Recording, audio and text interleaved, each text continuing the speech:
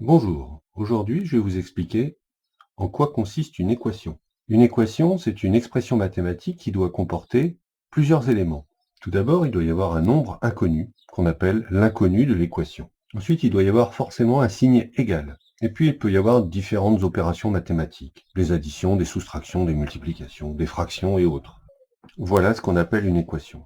Voici un exemple d'équation dans laquelle le nombre inconnu, c'est x. Ici, c'est une équation dans laquelle le nombre inconnu est des deux côtés. Ça peut arriver. Il y a bien un signe égal dans cette expression, donc ceci est bien une équation dans laquelle un nombre, x, n'est pas connu.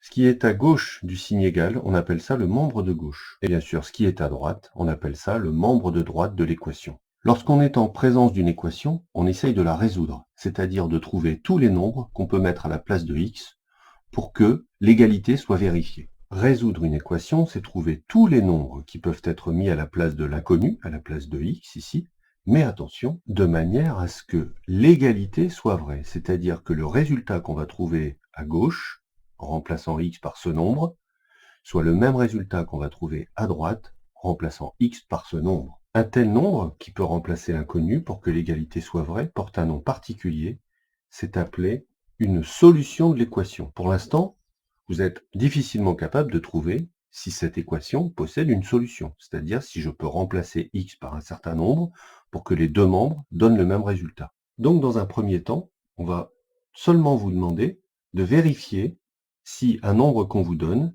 est solution de l'équation ou pas. On va essayer avec plusieurs nombres. Par exemple, ici, on va essayer avec 0. 0 est-il une solution de cette équation? Je commence donc par remplacer x par 0 dans le membre de gauche. 7x moins 1 du membre de gauche se traduit donc par 7 fois 0, puisque vous savez que 7x signifie 7 fois x.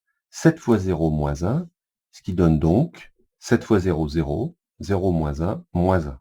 À présent, je remplace x par 0 dans le membre de droite. Je vais faire exactement la même chose, mais avec 3x plus 4. 3x plus 4 devient 3 fois 0 plus 4, puisque 3x signifie 3 fois x. Donc 3 fois 0 plus 4 donne 3 fois 0, 0, 0 plus 4, 4. Les deux résultats sont différents, à gauche et à droite. Moins 1 est différent de 4, les deux résultats sont différents, donc 0 n'est pas solution de cette équation, ou bien 0 n'est pas une solution de cette équation. À présent, on va chercher si 2 est une solution.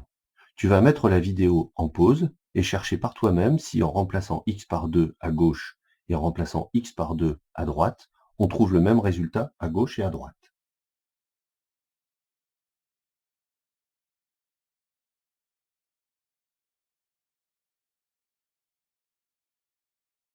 Dans le membre de gauche, vous avez dû trouver 13. 7 fois 2, moins 1, 14 moins 1, 13. Dans le membre de droite, vous avez dû trouver 10.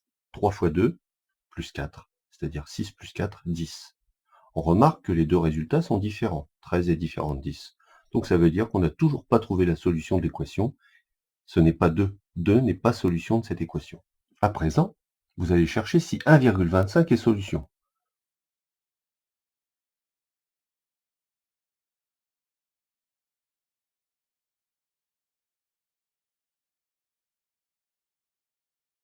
Eh bien oui, cette fois-ci, le résultat à gauche, 7 fois 1,25 moins 1, je n'ai pas mis tous les calculs parce que je manque de place, mais ça donne 7,75. Et dans le membre de droite, 3 fois 1,25 plus 4, ça donne aussi 7,75. Puisqu'on trouve exactement le même résultat dans les deux membres, ça veut dire qu'on a trouvé une possibilité pour remplacer x par un nombre pour que les deux membres soient égaux. Donc ça veut dire que 1,25 est une solution. J'insiste sur le une. Rien ne prouve qu'un autre nombre ne peut pas convenir. Vous verrez un peu plus tard dans le cours que, en fait, ce genre d'équation possède une seule solution. Mais pour l'instant, vous ne pouvez pas le savoir. Et j'irai même plus loin. Pour l'instant, je vous ai gentiment proposé des nombres à vérifier, mais évidemment, on ne va pas s'amuser à faire ça très longtemps.